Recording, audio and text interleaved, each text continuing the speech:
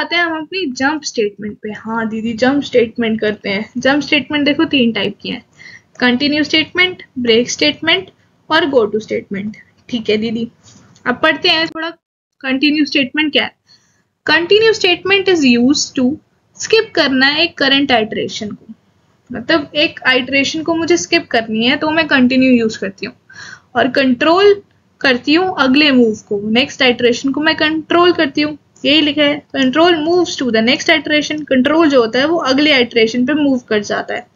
और क्या, statement after the continue statement in the loop are not executed, मतलब जो स्टेटमेंट है कंटिन्यू स्टेटमेंट के बाद, अगर मैंने सपोज करो इधर कंटिन्यू लिखा, लेकिन इसके बाद मेरा कोई ब्लॉक ऑफ कोड है, इसके बाद ये उसको देखता तक नहीं है, जो लूप होता है वो चलता ही नहीं है, तो कंटिन्यू के नीचे वाला कोड नहीं चलेगा, बिल्कुल नहीं चलेगा। ठीक है, ठीक है दीदी। अब देखो इसका एग्जाम्पल देखते हैं क्या है।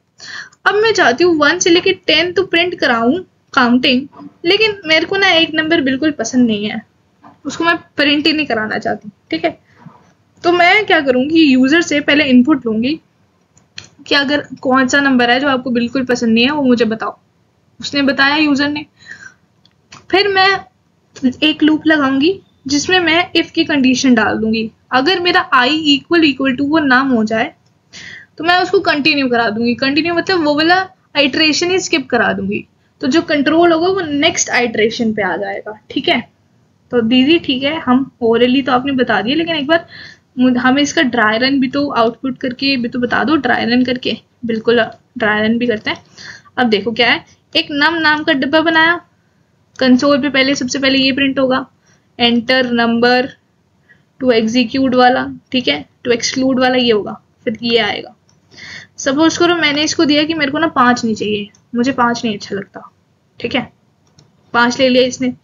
फिर अगली ब्लॉक ऑफ कोड में क्या लिखा है, स्कैन करा लिया मैंने 5, इसको मैंने स्कैन करा लिया। फिर मैंने एक लूप लगाया i से लेके, एक i नाम का वेरिएबल बनाया जिसमें i की वैल्यू 1 थी। ठीक है, 1 मेरा लेस देन और इक्वल टू 10 है, बिल्कुल दीदी। तो मेरा फिर ये पहले चेक करेगा, ये इस कंडीशन पे आएगा, क्या मेरा 1 इक्वल टू नम है? नहीं दीदी, ये तो फॉल्स है, ये वाला ब्लॉक ऑफ कोड चलेगा ही नहीं।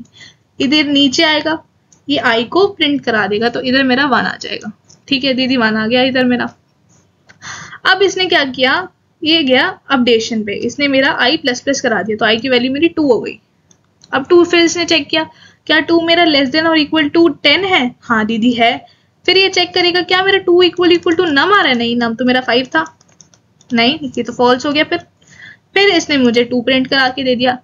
ऐसे ये चेक करता जाएगा, इसने 4 तक चेक किया, जब इसकी 5 की बारी आई, 5 हुआ, आइटरेशन मेरी 5 हुई। फिर इसने चेक किया, क्या 5 इक्वल टू 5 है? हाँ दीदी है। तो इस 5 को ही कंटिन्यू करा देगा, इसको स्किप करा देगा, इसको ये प्रिंट कराएगा ही नहीं। जो नीचे लिखा ना प्रिंट एफ, ये चलेगा ही नहीं, कंटिन्यू के नीचे वाला कोड नहीं चलता, कंटिन्यू के नीचे वाला कोड नहीं चलता। तो ये है कंटिन्यू का काम। ठीक है दीदी, इतना समझ गए। फिर इसने क्या करा, i++, फिर इसने 6 करा दिया, 5 के बजाय 6 करा दिया। क्या 6 मेरा इक्वल टू 5 है? नहीं दीदी, हमने चेक कर लिया, तो मेरा 6 प्रिंट हो गया। ऐसे ही मेरी 10 तक काउंटिंग प्रिंट हो गई, लेकिन इधर मैंने 5 को कंटिन्यू कर दिया। 5 को मैंने क्या किया, 5 में चाहती ही नहीं कि वो प्रिंट हो, तो 5 हटा दिया मैंने। ये है मेरी कंटिन्यू स्टेटमेंट। आसान है, इतनी डिफिकल्ट नहीं है। अब आते हैं ब्रेक स्टेटमेंट पे। हाँ दीदी, ब्रेक भी आप एक बार करा दो। वैसे आपने स्विच में हमें ब्रेक अच्छे से समझा दिया था, लेकिन दोबारा देख लेते हैं कि ब्रेक स्टेटमेंट क्या है। It is use to break out of the loop, मतलब अब इसको ना हम लूप में भी यूज करते हैं ब्रेक को। स्विच में तो करते ही थे, लूप में भी यूज करते हैं ब्रेक का। ठीक है, it can be used inside loops और स्विच। देखो वही बात आ गई, लूप्स और स्विच में यूज करते हैं टू ब्रिंग, क्या ब्रिंग करने के लिए, control out of the block, मतलब जो हम कंट्रोल है वो उस ब्लॉक ऑफ कोड से बाहर लाना चाहते हैं। ठीक है, अब अगला पॉइंट क्या है, it can only break out of a single loop at a time, मतलब वो सिर्फ ब्रेक हम सिर्फ एक ही लूप में लगा सकते हैं। अगर एक लूप में ब्रेक लगा रहे हैं तो वो एक ही ब्रेक लगाएंगे, ऐसा नहीं है कि 2 ब्रेक लगा देंगे। ठीक है, एक ही लूप से हम बाहर निकलेंगे। अगर हमने एक लूप बनाया और उसमें ब्रेक नहीं लगाया, 2 लूप बनाए सपोज, एक में ब्रेक लगा दिया, एक में ब्रेक नहीं लगाया, अब हम ये नहीं समझेंगे कि अगर एक में लगा दिया तो दूसरा भी समझ जाएगा, नहीं, हमें दोनों में लगाना पड़ेगा ब्रेक, ठीक है।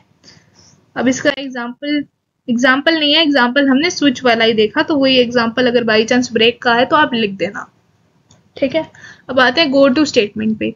अब गो टू स्टेटमेंट में क्या है, the C go to statement is a jump statement which is sometimes also refer to as unconditional jump statement, मतलब अनकंडीशनल है। गो टू स्टेटमेंट का क्या है कि ये कहीं पे भी किसी भी टाइम कभी भी जंप कर जाएगी। मतलब क्या लिखा है, the go to statement can be use to jump from anywhere to anywhere within a function, मतलब एक जगह से दूसरी जगह कहीं पे भी जंप कर जाएगी फंक्शन में, तो ये बेकार है, यूजलेस है, इसको हम बोलते हैं अनकंडीशनल जंप स्टेटमेंट भी बोलते हैं, ठीक है। अब इसके डिसएडवांटेज क्या है दीदी, the use of the go to statement is highly discouraged as it makes the program logic very complex. मतलब अब सपोज करो मैंने i इक्वल टू 5 लिखा किसी फंक्शन में या कुछ भी, फिर मैंने इधर लगा दिया गो टू, तो वो जो गो टू होगा वो कहीं और भाग जाएगा, फिर कहीं और चला जाएगा, क्योंकि गो टू के हिसाब से तो मैं i की वैल्यू 5 कहीं पे भी उठा के लेके जा सकती हूँ, तो इससे मेरा जो प्रोग्राम होगा बहुत कॉम्प्लेक्स हो जाएगा। सेकेंड चीज क्या है, the use of go to makes tracing the flow of the program very difficult, trace करने के लिए प्रोग्राम को बहुत डिफिकल्ट होता है। तीसरा पॉइंट क्या है, तीसरा पॉइंट है the use of go to can be simply avoided by using break and continue statement, मतलब हम गो टू के अलावा कंटिन्यू और ब्रेक स्टेटमेंट यूज करते हैं, गो टू ना भी करें तो चलेगा, क्योंकि गो टू इतना हम यूज ही नहीं करते हैं, ठीक है।